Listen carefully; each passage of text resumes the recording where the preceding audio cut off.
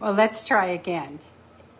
This is Janet McElligott in Los Angeles, and apparently there was no sound on the last one, so I'm hoping this works better. I'm here to talk to you about the retaliation of the United Arab Emirates against the Sudan. And this is a retaliation for the bombing of the Nyala airport. Now, the reason that Sheikh Mohammed bin Zayed, the ruler of the UAE, is so angry and is retaliating in such an idiotic way is because one of the people who died in the bombing was the brother of the head of national security. The head of national security is someone named Ali Mohammed Hamid al-Shamsi. And he was very close to the ruler of the UAE. The other person who was killed, another high-ranking Emirati official, is Hamid bin Jabr al-Rasi, who was with UAE intelligence. Now, while I can understand that people would retaliate if they were killed, what were these guys doing there? Were they on vacation? Because going to Nyala at this time in the midst of a war, the only reason you're going there is to provide support for a terrorist organization called the Rapid Support Forces. Now, Sheikh Zayed was a great man. He was the man who founded the United Arab Emirates. He was beloved by the Sudanese, and he is the father of the idiot who's running the country now. I know that the second generation of rulers in the UAE are baffling. It doesn't make any sense how these people have turned against everything their father stood for, because Sheikh Zayed was sort of like the Salahuddin of modern times. And Salahuddin was the man who united the Arabs. But what's happening now with this generation in the United Arab Emirates is that the world is starting to unite against you. And they're doing it because you're acting like a spoiled child. Let me give you an example of how spoiled and ridiculous these people are. In retaliation for them having illegally entered the Sudan, because they didn't get a visa to come in, they haven't been cleared through the government that's in Port Sudan or anybody in Khartoum, which means they're all there under false pretenses. So they are breaking the law, first of all. And so in retaliation, Sheikh Zayed announced Ministerial Resolution 657974 to go forward as of today, based on the demands of public interest. And let me just tell you, these aren't in the interest of any public I've ever heard of.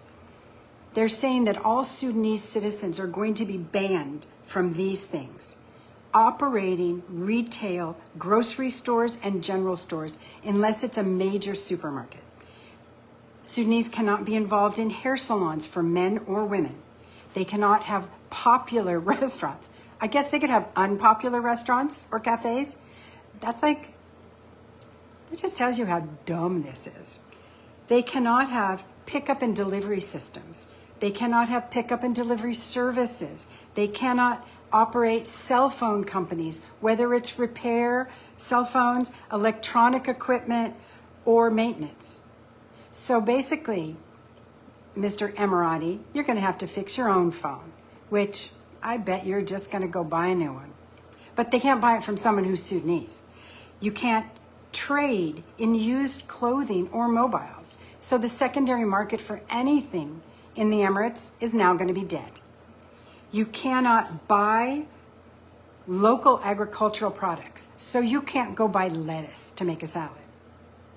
Really? In what world does this make sense? You can't have simple mining or manufacturing. So if that's the case, what are you going to mine in the UAE? Gold? Oh, wait a minute. That's all stolen from Africa. You can't be a tour guide or have a domestic tourist company in the UAE anymore if you're Sudanese. But this is the one that's going to cripple the Emiratis the most, in my opinion. There's no mediation in government services or extracting papers. So that means all of the judges, the Sudanese judges who sit in your chambers, can no longer do that. Absolutely ridiculous. You can't operate a private vehicle. I mean, what are you people thinking? You can't drive a bus. Okay, so nobody's going to get to work. I know that the Emiratis, for the most part, get other people to do their work, so maybe it won't affect them much. But what I'm seeing is the Emirates coming to a stall. You're known in Dubai for shopping. That's about it. Who's going to operate those stalls? Who's going to come in and take over those stores? Nobody.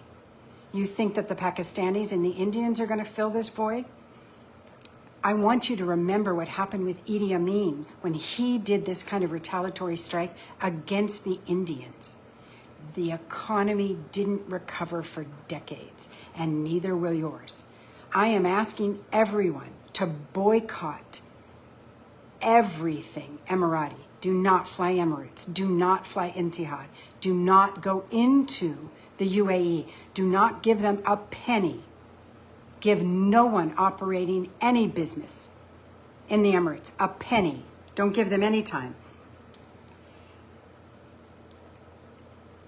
Anyone helping a Sudanese, any Emirati, will be fined between 50 and 100,000 dirhams, and they will have an immediate cancellation of their work. So all of these beautiful friendships that really have sustained the Emirates for years, gone. So what I would ask of everyone is treat the Emirates the way they are treating the people who built their country.